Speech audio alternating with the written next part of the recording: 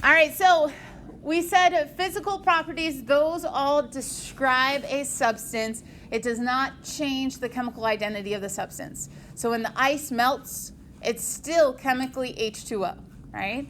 So whether the object is a conductor or an insulator, whether it feels cold or it feels hot, those are just things that are describing its current state. Now we can change that current state by adding energy. If I add energy, particles are going to speed up, they're going to move faster, and they might actually change phases, okay?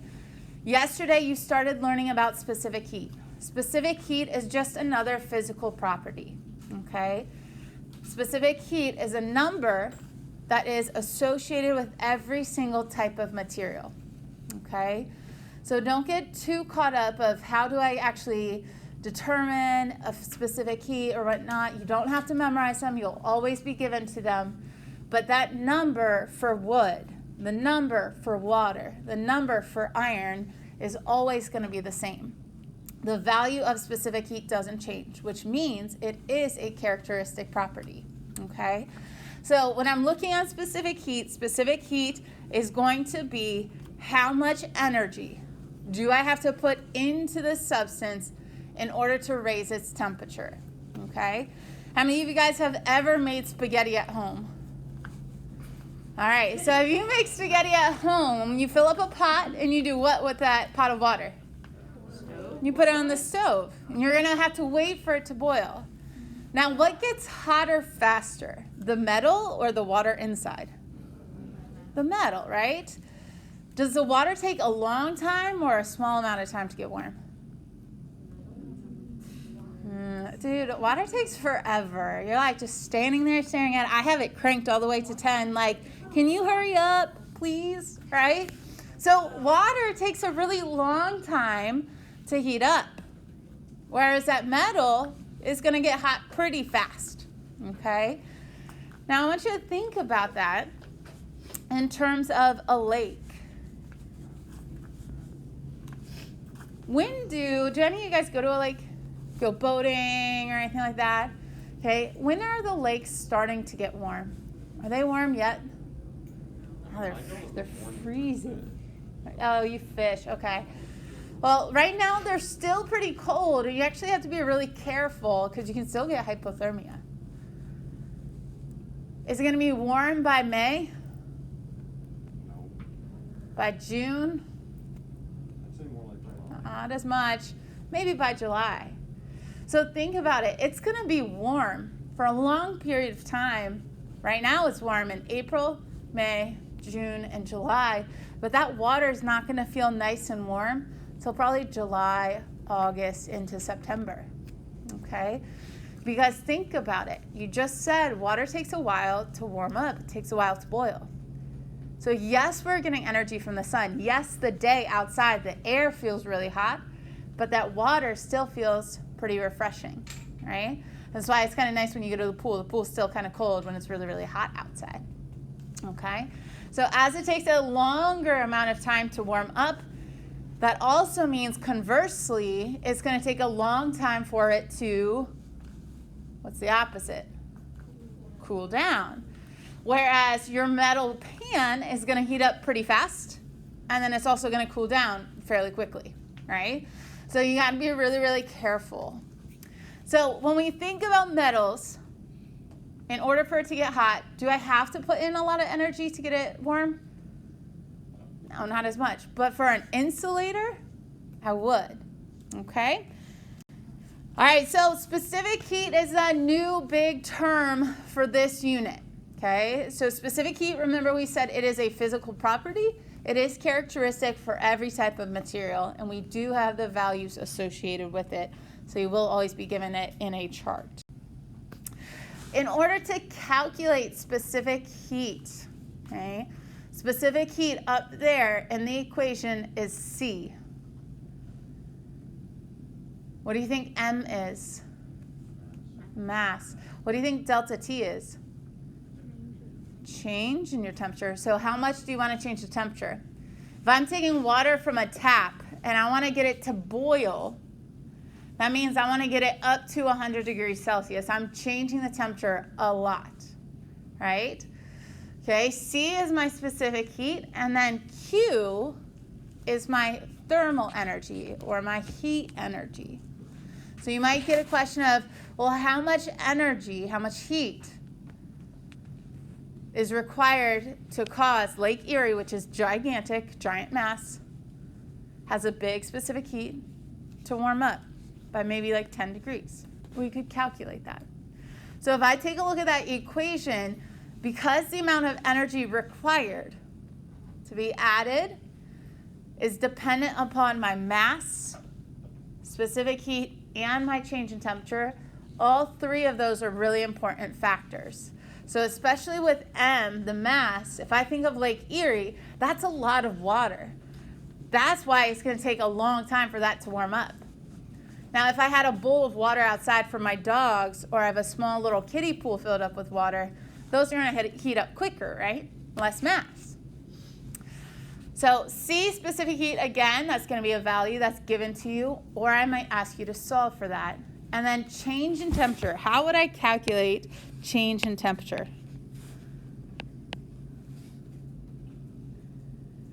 T final minus T initial, right? Now, if I said I want to change my temperature from 10 degrees Celsius to 50 degrees Celsius, what's my change in temperature?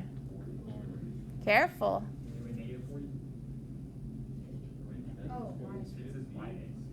No, that's an arrow. Okay, so what's 50 minus 10? What do I want with it, though? No, it's a positive 40. The temperature went up 40 degrees. So then that means that, hey, Q, you guys said 40, but I wanted positive 40. That means Q is also going to be positive. If Q is positive, I put energy in, correct? What would I call that if energy is going in?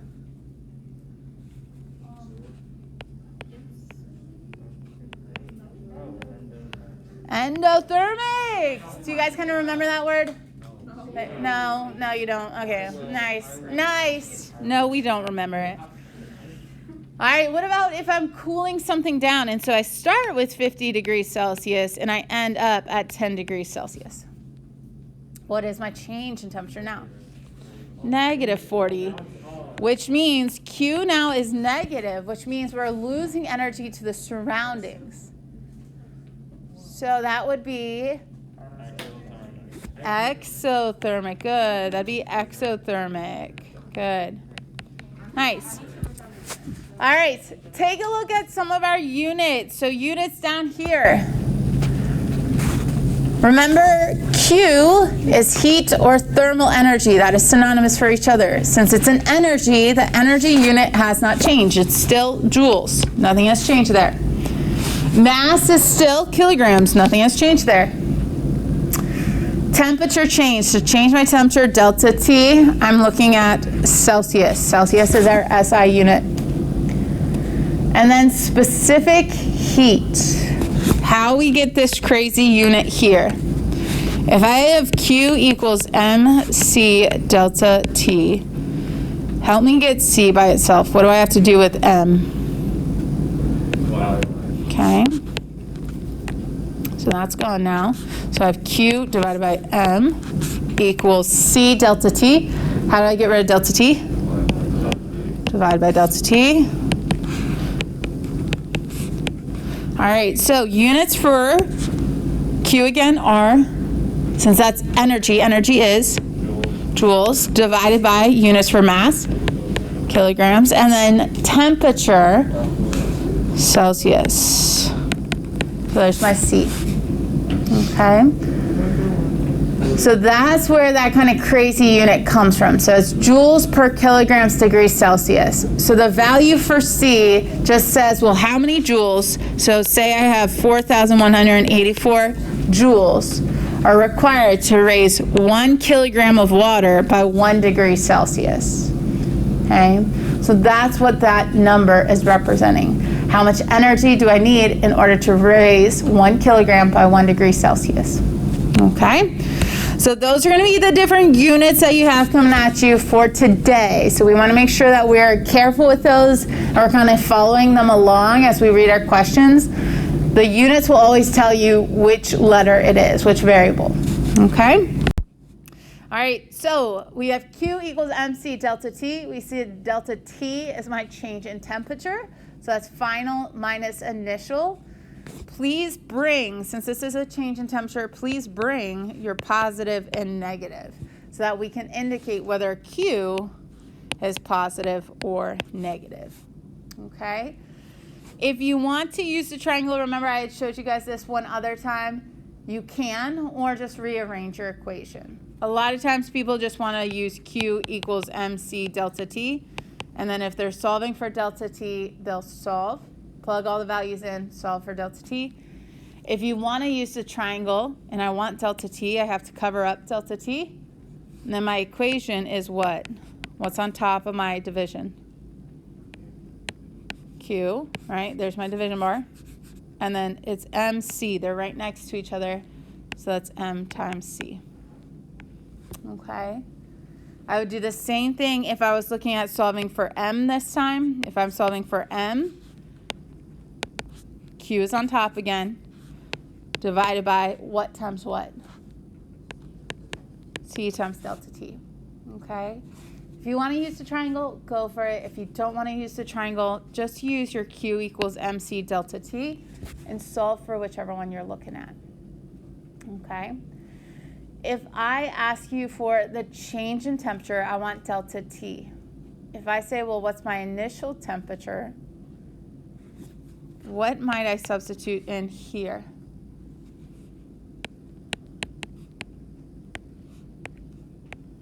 T final minus T initial. So then I could go ahead and try to solve that way. Okay? So just be careful what they're asking for. Are they asking for a change in temperature? Are they asking for a final temperature or an initial temperature? All right, so who do you think would have high specific heats? High specific heats. That means it takes a lot of energy to heat them up. An insulator. That would be an insulator. And you know how I always remember it? High I, insulator. Insulators have high specific heat. Insulators have high specific heat. So that means it's going to take a lot of energy to heat up, and it's also going to take a long time for it to cool back down. Okay? So that means if I use a styrofoam cup and I put if I get the big gulp, you guys know that, right? The big gulp. Okay, if I get the big gulp from the gas station, I fill it up with tons of ice and pop. Is that pop going to stay cold for a really long time? Yeah, it's in a styrofoam cup. If I put hot coffee in there instead in a styrofoam cup, will the hot coffee stay hot for a long time? Yeah, right? So whatever I put in that cup, it's a good insulator. It's either going to keep whatever's in it cold or keep whatever is in it hot.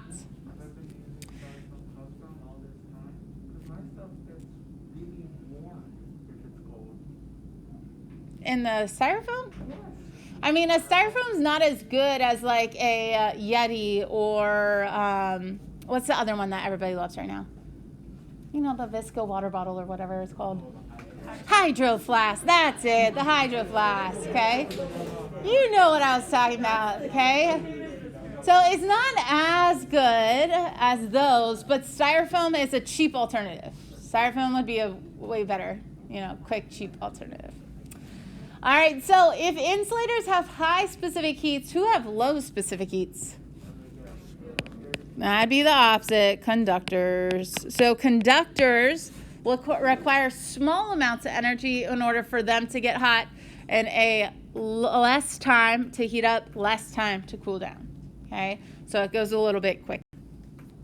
So today you guys are going to try to solve, and so I have a couple of practice ones for you, and then I'll let you go. says how much heat energy will cause the temperature of 7 kilograms of iron. So ask yourself, kilograms goes with what? Mass.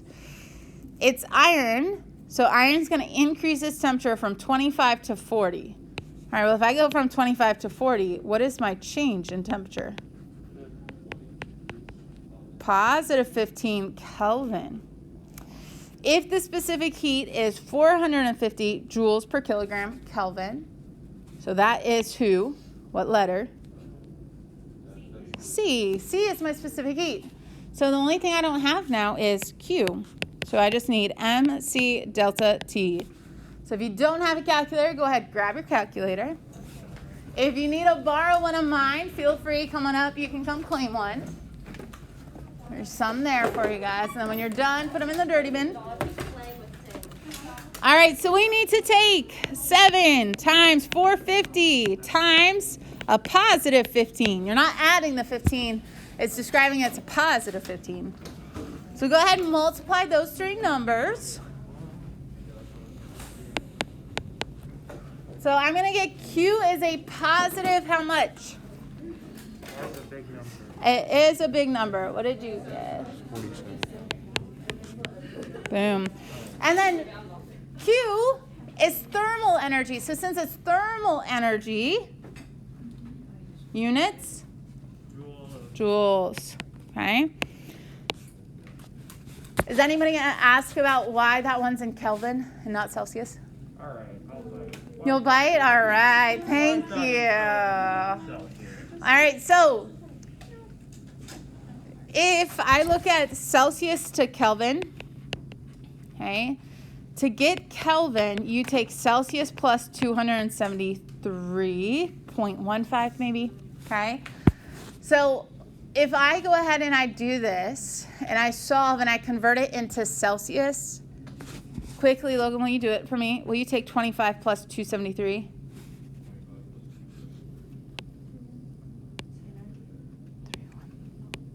298? All right, now take 313 minus 298. I think I did that right? 40?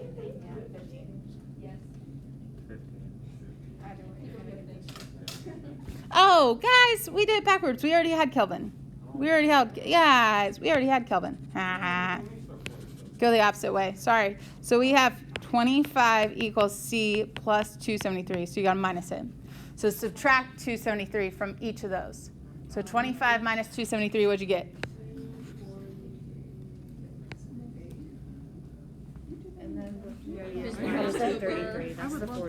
Negative 233. And what was the other one? Negative 25 minus 273. Negative 248.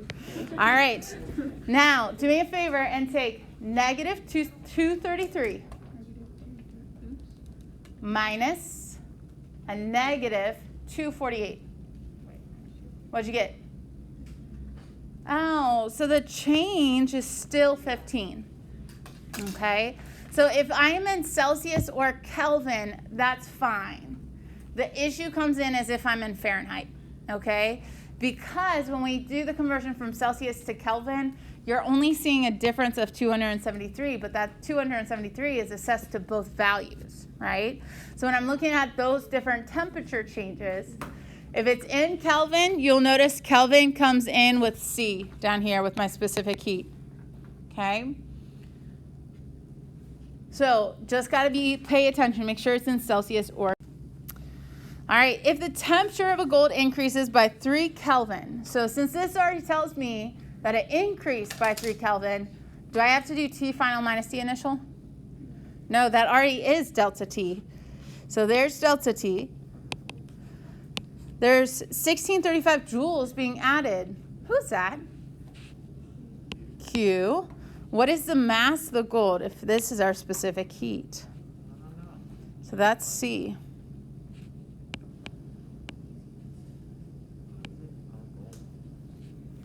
All right, so you want to try to find M. So either use your equation, or most of you guys probably are just like, oh, I can just go like this and go 1635 equals M times 3 times 129. Yeah. So some of you guys maybe don't want to use the triangle, and that's fine. You don't have to. Most of you guys are going to just go ahead and solve for m this way. So 3 times 129 comes over here. What does my mass equal?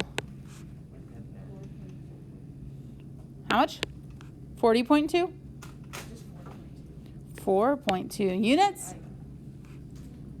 Kilograms. Good.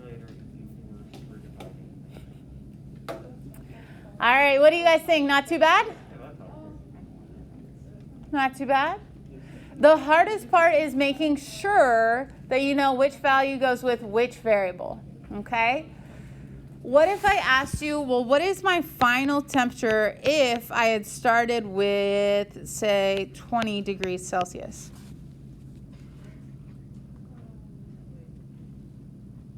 This should be a quick one. What is it? Yeah, Stephen, how did you figure that out so fast? 20 plus 3. Yeah, I already knew what delta T was. Delta T was 3. So I know 3 equals T final minus T initial, which was 20. Add 20 on over, and I got T final as being 23. Okay? So just be careful. Am I looking for change in temperature, T final, T initial? Okay?